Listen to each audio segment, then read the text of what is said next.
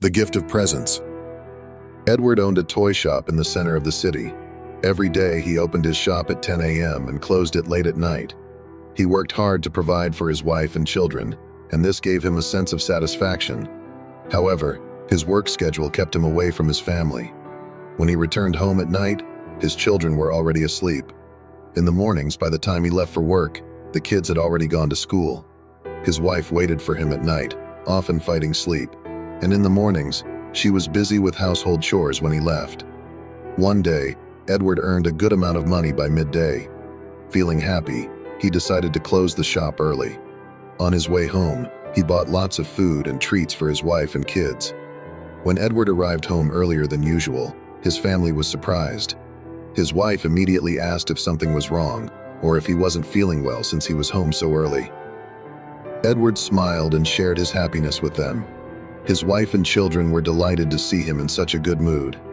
For the first time in months, they all ate dinner together.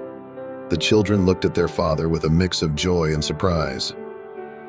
After dinner, Edward suddenly asked his children if there was anything they wanted as a gift. He promised to bring it for them the next day. The four children looked at each other and began whispering. Edward, sitting next to his wife, watched them with interest, wondering what each of them would ask for. Then all four children came and sat near his feet.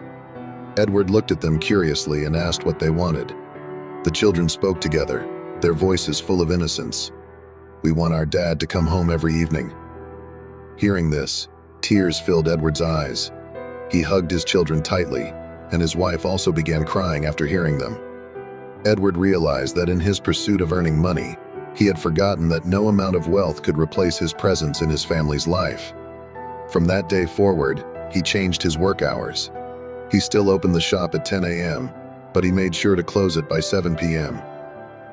At first, his earnings decreased, but the joy of spending time with his family made up for it. Edward prioritized his wife and children's happiness over money.